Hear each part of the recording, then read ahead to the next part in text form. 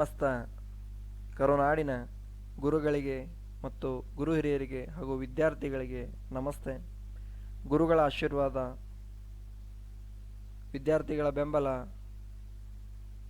ಸದಾ ನಮ್ಮ ಚಾನಲ್ ಮೇಲೆ ಇರಲಿ ಅಂತ ತಿಳ್ಕೊಂಡು ಕೇಳ್ಕೊತೀವಿ. ಸೊ ಇವತ್ತಿನ ಈ ವಿಡಿಯೋದಲ್ಲಿ ತಾಯಂದಿರಿಗೆ ತುಂಬ ಉಪಯುಕ್ತ ಆಗಿರುವಂಥ ಒಂದು ವಿಡಿಯೋ.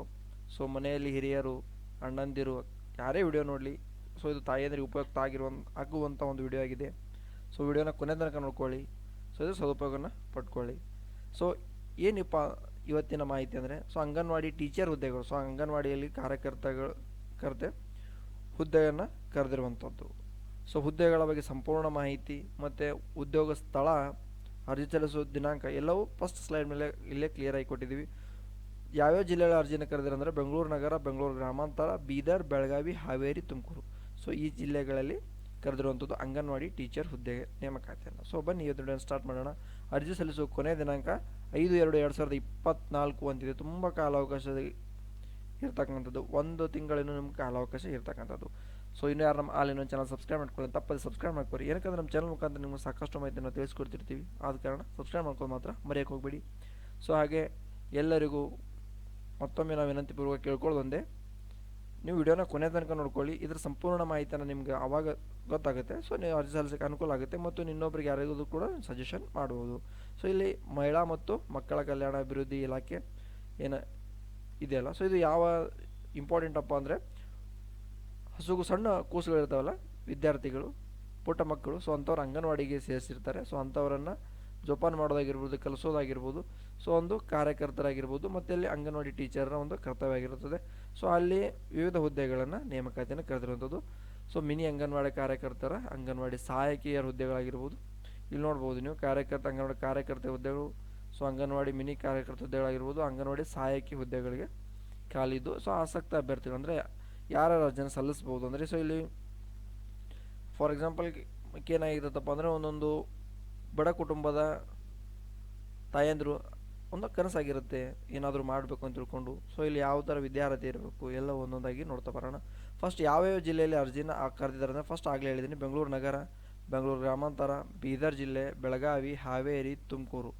ಸೊ ಈ ಜಿಲ್ಲೆಗಳಲ್ಲಿ ಅಪ್ಲಿಕೇಶನನ್ನು ಕರೆದಿದ್ದಾರೆ. ಸೊ ಇಲ್ಲಿ ಖಾಲಿ ಇರ್ತಕ್ಕಂಥ ಅಂಗನವಾಡಿ ಎಷ್ಟು ಇದಾವಲ್ಲ, ಆಲ್ ಓವರ್ ಒಂದೊಂದು ಜಿಲ್ಲೆ, ಬೆಳಗಾವಿ ದೊಡ್ಡ ಜಿಲ್ಲೆ, ಹಾವೇರಿ, ತುಮಕೂರು ಕೂಡ ತುಂಬ ದೊಡ್ಡ ಜಿಲ್ಲೆ ಆಗಿದೆ. ಸೊ ಈ ಜಿಲ್ಲೆಗಳಿರ್ತಕ್ಕಂಥ ಸಣ್ಣ ಪುಟ್ಟ ಗ್ರಾಮಗಳಲ್ಲಿ ಇರ್ತಕ್ಕಂಥ ಅಂಗನವಾಡಿಯಲ್ಲಿ ಸಾಕಷ್ಟು ಹುದ್ದೆಗಳನ್ನು ನೇಮಕಾತಿಯನ್ನು ಮಾಡಿರುವಂಥದ್ದು. ಸೊ ಆಸಕ್ತ ಅಭ್ಯರ್ಥಿಗಳು ಎಲ್ಲ ತಾಯಂದಿರು ಸೊ ತಪ್ಪದೇ ಅರ್ಜಿನ ಸಲ್ಲಿಸಿ. ಸೊ ನೀವು ವಿಡಿಯೋ ನೋಡ್ತಾ ಇರುವಂತಹ ತಾಯಂದಿರಾಗಿರ್ಬೋದು, ಅಣ್ಣದು ಯಾರು ಅದಿರಲ್ಲ, ಸೊ ಅವರಿಗೆ ಆಲ್ ದ ಬೆಸ್ಟ್, ಒಳ್ಳೆಯದಾಗಲಿ. ಸೊ ನೆಕ್ಸ್ಟ್ ಇಲ್ಲಿ ವಿದ್ಯಾರ್ಹತೆ ಎಷ್ಟು ಇರಬೇಕು ಅಂದರೆ, ನಾವು ಅಂಗನವಾಡಿಯ ಕಾರ್ಯಕರ್ತರ ಹುದ್ದೆ ಅಂದರೆ ಅಪ್ಲಿಕೇಶನ್ ಸಲ್ಲಿಸಬೇಕಂದ್ರೆ ಕನಿಷ್ಠ ಎಷ್ಟು ಅಂದರೆ ಆಗಿರಬೇಕಪ್ಪ ಅಂದರೆ, SLC PUC ಅಂತಿದೆ. SLC ಭಾಷೆಯಲ್ಲಿ ಕನ್ನಡ ಭಾಷೆ ಪ್ರಥಮವಾಗಿ ತೊಗೊಂಡಿರ್ಬೇಕು ಅಂತಿದೆ. ಸೊ ಅಂದರೆ ಇಂಗ್ಲೀಷ್ ಮೀಡಿಯಂ ಭಾಷೆ ತೊಗೊಂಡ್ರೆ ಫಸ್ಟ್ ಅವ್ರು ಇಂಗ್ಲೀಷ್ ಮೀಡಿಯಂ ಭಾಷೆದವ್ರು ಏನು ಮಾಡಿರ್ತಾರಪ್ಪ ಅಂದರೆ, ಫಸ್ಟ್ ಅವ್ರು ಇಂಗ್ಲೀಷ್ ಮೀಡಿಯಂ ಇರುತ್ತೆ, ಸೆಕೆಂಡ್ ಒಂದು ಕನ್ನಡ ಇರುತ್ತೆ. ಸೊ ನೆಕ್ಸ್ಟ್ ಇಲ್ಲಿ ಏನಾಗಿದೆ ಅಂದರೆ, ಪ್ರಥಮ ಅಥವಾ ದ್ವಿತೀಯ ಭಾಷೆಯನ್ನಾಗಿ ಓದಿರಬೇಕು. ಅಂದರೆ ಕನ್ನಡ, ಇಂಗ್ಲೀಷ್ ಮೀಡಿಯಂ ಇಬ್ಬರು ಅಭ್ಯರ್ಥಿಗಳು ಕೂಡ ಅರ್ಜಿನ ಸಲ್ಲಿಸ್ಬೋದು. ಫಸ್ಟ್ ನಮ್ಮ ಕನ್ನಡ ಮೀಡಿಯಂ ಹೆಂಗಿರುತ್ತೆ, ಫಸ್ಟ್ ಕನ್ನಡ ತೊಗೋತಾರೆ, ಸೆಕೆಂಡ್ ಇಂಗ್ಲೀಷ್ ತೊಗೋತಾರೆ. ಇಂಗ್ಲೀಷ್ ಮೀಡಿಯಂ ಫಸ್ಟ್ ಇಂಗ್ಲೀಷ್ ಇರುತ್ತೆ, ಸೆಕೆಂಡ್ ಒಂದು ಕನ್ನಡ ಇರುತ್ತೆ. ಸೊ ಅವರಿಬ್ಬರು ಕೂಡ ಅರ್ಜಿನ ಸಲ್ಲಿಸ್ಬೋದು. PUCನ ಹೊಂದಿರಬೇಕು ಅಂತಿದೆ. ಅಂದರೆ ಅವ್ರು PUC ಕಂಪ್ಲೀಟಾಗಿ ಮುಗಿಸಿರಲೇಬೇಕು, ಅವರು ಅರ್ಜಿನ ಸಲ್ಲಿಸೋಕ್ಕೆ ಅರ್ಹರಾಗಿರ್ತಾರೆ. ಸೊ ಸಹಾಯಕ ಹುದ್ದೆ ಕನಿಷ್ಠ SSLC ಕಂಪ್ಲೀಟನ್ನು ಮಾಡಿರಬೇಕು. ಯಾವುದಕ್ಕಂದರೆ ಅಂಗನವಾಡಿ ಸಹಾಯಕಿ ಹುದ್ದೆಗಳಿದೆಲ್ಲ, ಸೊ ಈ ಸಹಾಯಕಿ ಹುದ್ದೆಗಳಿಗೆ 10ನೇ ತರಗತಿ ಮುಗಿದಿದ್ರೆ ಸಾಕು. ಸೊ 10ನೇ ತರಗತಿ ಮತ್ತು PUCನ ಕಂಪ್ಲೀಟ್ ಮಾಡಿರುವಂಥ ಅಭ್ಯರ್ಥಿಗಳು ಅರ್ಜಿನ ಸಲ್ಲಿಸ್ಬೋದಾಗಿದೆ.